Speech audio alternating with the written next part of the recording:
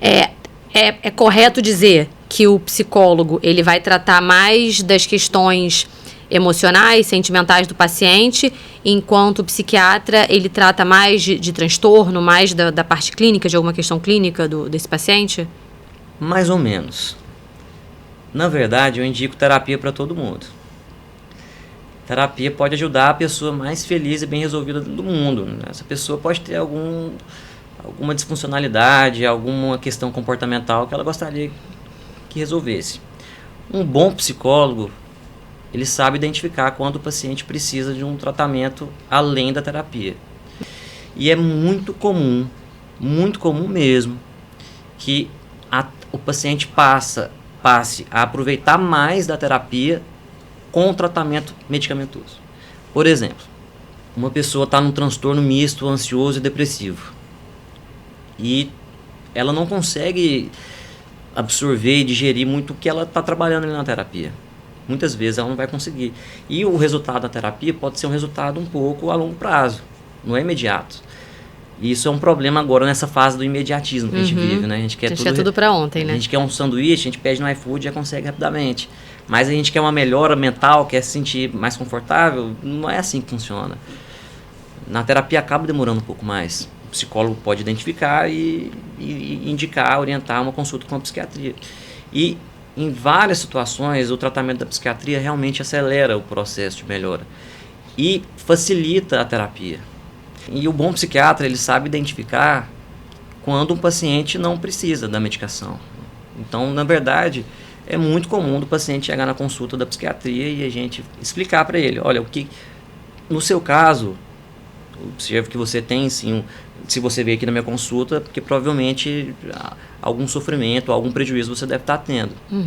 No entanto, quando a indicação medicamentosa não fica muito clara, os efeitos colaterais podem ser mais evidentes do que os efeitos benéficos. E a pessoa acha que não deu certo, não era para ela. Então, um bom psiquiatra ele sabe identificar isso e faz uma cartinha explicando para o psicólogo que talvez não seria o momento, e conversando com o paciente, a gente definiu que naquele momento não é indicado o tratamento medicamentoso. E o tratamento medicamentoso, para essa parte, né, da saúde mental, assim como o medicamento que a gente faz uso para outras questões do corpo, às vezes é necessário ajuste de dosagem ou de troca de medicamento, ou tem que ter uma insistência independente do efeito colateral para que ele chegue num momento de fazer de fato o efeito? Isso muda um pouco dependendo do que a gente está tratando. Mas vou falar, por exemplo, da depressão, ansiedade e depressão. Uma medicação que deu certo para você, com as mesmas queixas, pode não dar certo, por exemplo, para sua amiga, que tem as mesmas queixas que você.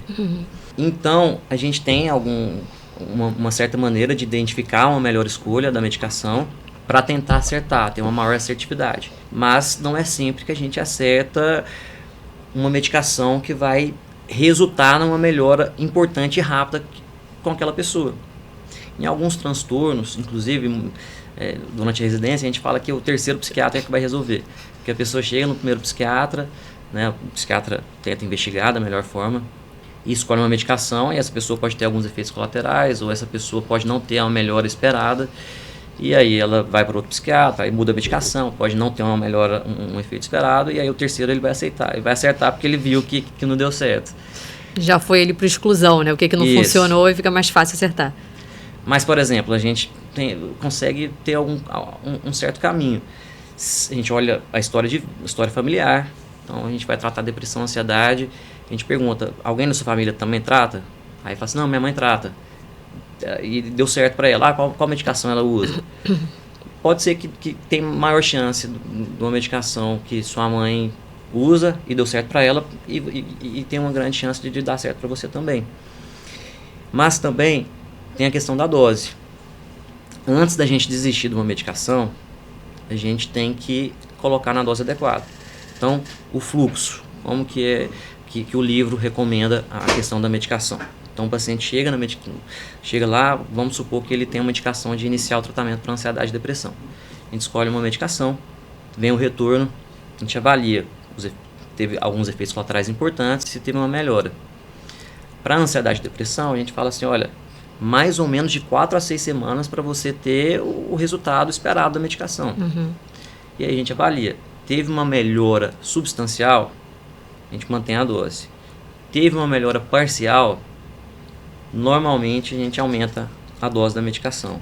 Não teve nenhuma melhora, 0 melhora, depois de 2 meses, vamos supor. Ou teve efeitos colaterais importantes, aí a gente avalia uma troca medicamentosa já assim depois de 2 meses. Mas acaba que, especificamente para depressão e ansiedade, é ruim trocar rapidamente a medicação, porque pode ser que essa pessoa teria um bom efeito com essa medicação e aí ela acabou abandonando depois de 1 mês e aí ela acha na cabeça dela que não deu certo. E aí ela nunca vai utilizar essa medicação, que poderia ser muito boa para ela. Então precisa insistir pelo prazo que o profissional, né, que o psiquiatra prescrever ali e depois estar retornando para fazer uma outra avaliação para ver se de fato é aquela ali a se manter ou se tem algum ajuste para realizar. Sim. Mas isso não acontece, por exemplo, para o TDAH. O TDAH a gente já espera um resultado mais rápido. Logo, como a gente falou, logo de início. Isso. E aí, especificamente no TDAH, a gente tem que olhar a efetividade para ajustar a dose e os efeitos colaterais, como pressão alta, um possível efeito colateral é aumento de tique. Então, se a pessoa tem um certo tique, a gente tem que avaliar se esse tique não vai piorar ou não, e por aí vai. Se você gostou desse corte, você pode conferir esse conteúdo na íntegra clicando no link aqui ao lado. Não deixe de dar aquela curtida, se inscreva no canal e não deixe de seguir a Wi-Fi nas redes sociais. Os links vão estar na descrição. Lembrando que esse corte é um oferecimento da Interlife. Até a próxima!